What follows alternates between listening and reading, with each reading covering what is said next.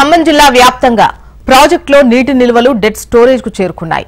దీంతో రిజర్వాయర్లు, చెరువులు, కుంటల కింద ఉన్నటువంటి ఆయకట్టు వ్యవసాయ సాగు ప్రశ్నార్థకంగా మారిందని రైతులు ఆందోళన చెందుతున్నారు.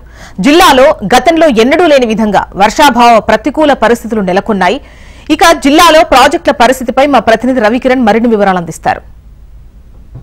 వర్షాభావ ప్రతికూల పరిస్థితుల్లో ఉమ్మడి ఖమ్మం జిల్లా వ్యాప్తంగా ఉన్నటువంటి రిజర్వాయర్లో, వాగుల్లో, వంకల్లో, చెరువుల్లో కూడా నీరు తగ్గిపోతున్న పరిస్థితి. నీరు లేక రైతన్నలు అయితే వర్షం కోసం ఎదురు చూస్తున్నారు. ముఖ్యంగా ఖమ్మం జిల్లాలో ఉన్నటువంటి ప్రాజెక్టులన్నీ కూడా ఇప్పటికే నీరు డెడ్ స్టోరేజ్కి చేరింది. దాంతో ఆయకట్టు రైతులందరూ కూడా నాగార్జున సాగర్ కాలువ ద్వారా నీరు రావాలని చెప్పేసి ఎంతగానో ఆశిస్తున్నారు. ఇప్పటికే వర్షాలు కురుస్తున్నా కూడా అవి ఎంత మాత్రం కూడా ఉపయోగం లేని విధంగా ఉన్నాయి. కేవలం విత్తనాలు వచ్చే వరకే, విత్తనాలు మొలకెత్తే వరకే పనిచేస్తాయి తప్ప తర్వాత పంట విషయంలో నీళ్లు సరిపోవని చెప్పేసి రైతులైతే కొంత ఆవేదన చెందుతున్న పరిస్థితి. ఉమ్మడి ఖమ్మం జిల్లాలోని పాలేరు, వైరా, లంకాసాగర్, పెదవాగు ప్రాజెక్టులో కూడా నీటి శాతం తగ్గిపోవడంతో ఆయకట్టు రైతుల పరిస్థితి అయితే అగమ్య గోచరంగా మారింది. ఇప్పటికే వర్షాలు పూర్తి స్థాయిలో కురిసి ప్రాజెక్టులకు నీరు చేరాల్సి ఉండగా వర్షాభావ పరిస్థితుల వల్ల తక్కువగా వర్షాలు పడడంతో ప్రాజెక్టులన్నీ కూడా ఎండిపోతున్న పరిస్థితి కనపడుతుంది. ముఖ్యంగా పాలేరు రిజర్వాయర్కి సంబంధించి 23 అడుగుల సామర్థ్యం ఉంది. రిజర్వాయర్ కేవలం 7 అడుగులు మాత్రమే నీళ్లు నిల్వ ఉంది.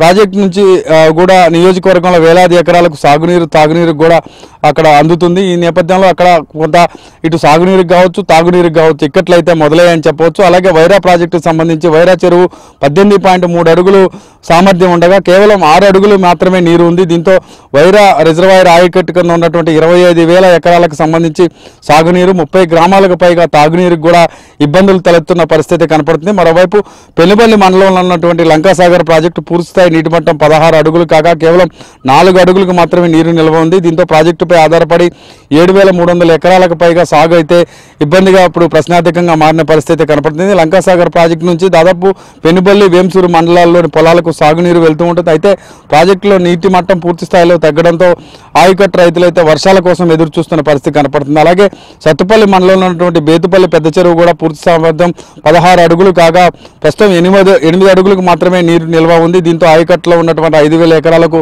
నీరు అందని పరిస్థితి నెలకొంది. గతంలో ఎప్పుడు లేని విధంగా నీటి సౌలభ్యత ఎక్కువగా ఉన్న సమయంలో ఇప్పటికి చూసుకున్నట్టయితే చాలా తేడా కనపడుతుందని రైతులైతే వర్షాలు వస్తేనే పంటలు పండే సిచ్యువేషన్ ఉందని చెప్తున్నారు. ముఖ్యంగా కృష్ణా డెల్టా కింద ఉన్నటువంటి భూములు ఉన్న రైతాంగం అంతా కూడా ప్రభుత్వాన్ని కోరుతున్నారు.